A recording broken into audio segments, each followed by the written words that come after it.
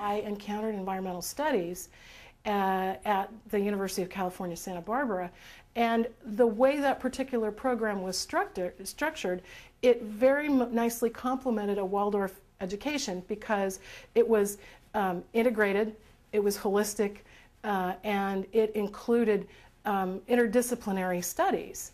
And it allowed me to suddenly find my passion of, being able to be in the environment and being able to do it as work. Waldorf stimulated a tremendous variety of interests that I was able to take to another level in college.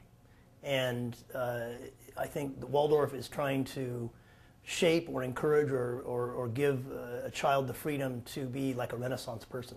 I think the best part of the Waldorf experience has been my ability to integrate disparate frameworks. So I'm able to apply any thinking I learned in engineering to an artistic pursuit, or the project management things I'm learning now as an architectural design student, I'm able to use in sort of like an intentional community design sort of way. And I've noticed many of my peers don't have the ability to shift between frameworks or integrate frameworks. I learned how to learn. I learned curiosity about everything. So when I finally got a computer, it wasn't, well, this is what a computer is and this is what it's always been. It was, what can I do with this? And I see that in my work every day is, what can I do with this? And that's what is valuable, right? Not what is it and how does it work, but what can I do with it? And I always bring a very creative approach to it because I'm not constrained by what has it been. I'm thinking about what could it be. A lot of what you learn when you have this freedom in Waldorf school is that observation, that power of observation, the learning of other people, the common sense part that's all needed in the end. Even if you have a very scientific job, you need to have that.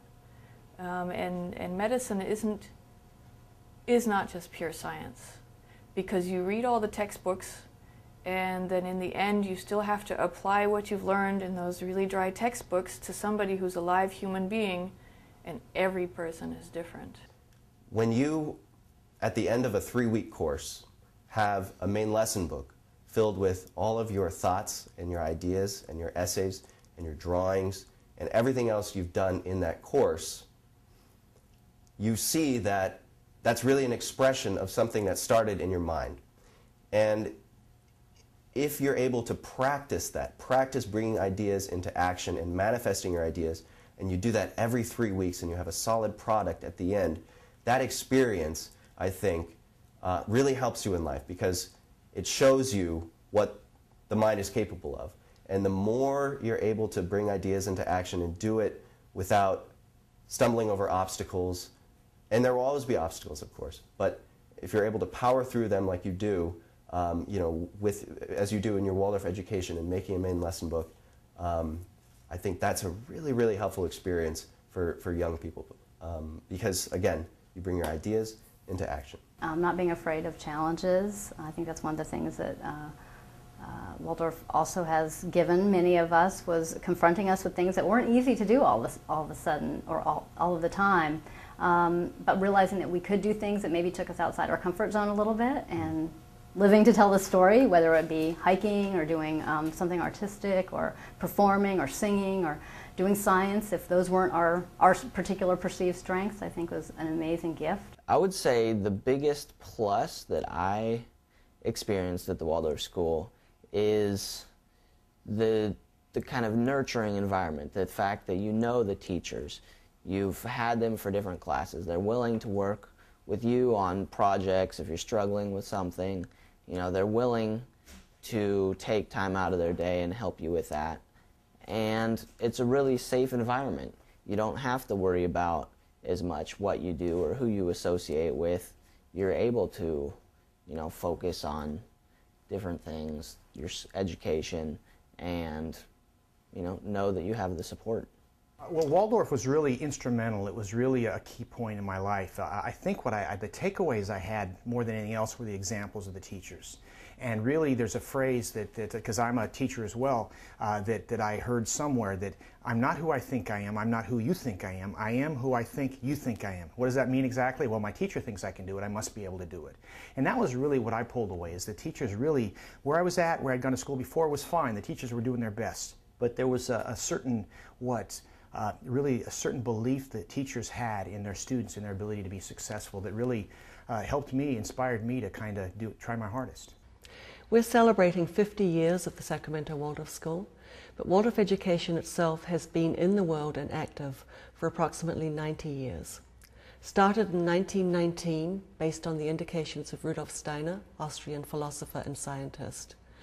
The movement has grown and spread throughout the world. It has a mission that is unique to each individual child and has a social cause. Waldorf education is developmental, based on a picture of the human being that is not static, but is ever evolving as children pass from birth through to adulthood. The curriculum is designed to meet the child at each stage of development, which it does brilliantly. It also sees the human being as an integrated whole. It is a holistic education in the very best sense of the word, appealing to the child's hands, heart, and head through a sequence of activities. We see children as explorers in a process of becoming, interested in the arts, sciences, math, drama, all fields of human knowledge. We ask them to be active in their bodies, awake in their heads, and connected through their hearts. Through that, we hope that we connect them to a sense of purpose in living, that they can go out beyond the school and have a positive impact on the world.